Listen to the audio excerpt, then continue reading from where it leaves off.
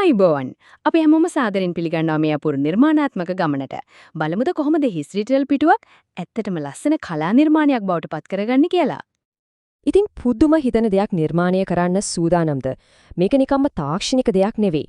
මේක අපේ හිතේ තියෙන අදහස් වලට පණ දෙන හරිම උද්වේගකර අත්දැකීමක් වෙන්න යන්නේ. මෙන්න තියෙනවා අපේ ඩිජිටල් කැන්වසය.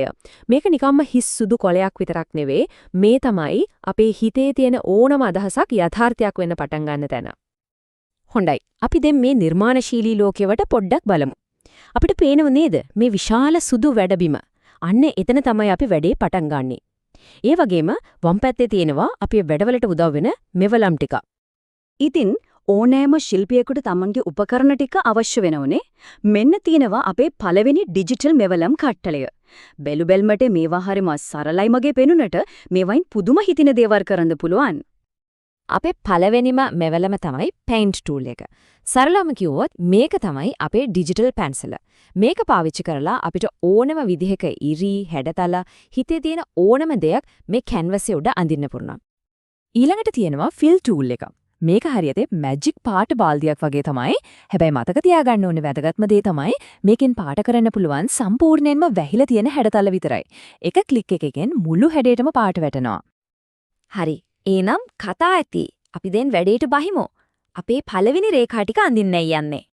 චිත්‍ර අඳින්න පටන් ගන්න එක හරිම සරලයි. ඇත්තටම තියෙන්නේ පියවර 3යි. මුලින්ම අර paint tool එක ක්ලික් කරගන්න. ඊළඟට පාට තියෙන තැනින් කැමැතිම පාටල් තෝරගන්න. දැන් ඉතින් හිතේ හැටියට අඳින්නයි තියෙන්නේ. බලන්නකෝ ඒක කොයිතරම් ලේසිද නේද? කිසිසේත්ම වැරදි කියලා බය වෙන්න එපා.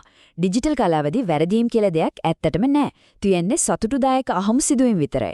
ඒ නිසා හිතේ හැටියක අත්හදා බලන්න. අපි දැන් අඳගත්ත රේඛා ටිකට පොඩි ජීවයක් දෙමුද? වර්ණ එකතු කරලා මේ නිර්මාණයට අපේම අනන්‍යතාවයක් ගියමු. පාට පුරවන එකත් ඒ වගේමයි. හරිම ලේසි. fill tool එක තෝරගන්න, අලුත් පාටක් තෝරගන්න, ඊට පස්සේ පාට කරන්න ඕන හැඩය ඇතුලේ එකපාරක් ක්ලික් කරන්න. අන්න එච්චරයි.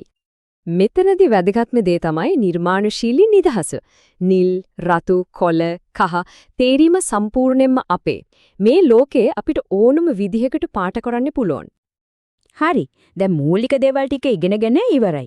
උපදෙස් පැත්තකින් තියමු. දැන් බලය තියෙන්නේ අපේ ඇතේ. සුබ පැතුම්. දැන් ඩිජිටල් ශිල්පියෙක්. දැන් පුළුවන් නිදහසේ රේඛා අඳින්න. පාට වලින් ඒවට ජීවය දෙන්න. සහ ඒ හැම දෙයකම වඩා වැදගත්ම දේ අපේ පරිකල්පනය යථාර්ථයක් බවට පත් කරන්න. හොඳයි ඉතින්. දැන් තමයි අසල් ප්‍රශ්නේ තියෙන්නේ.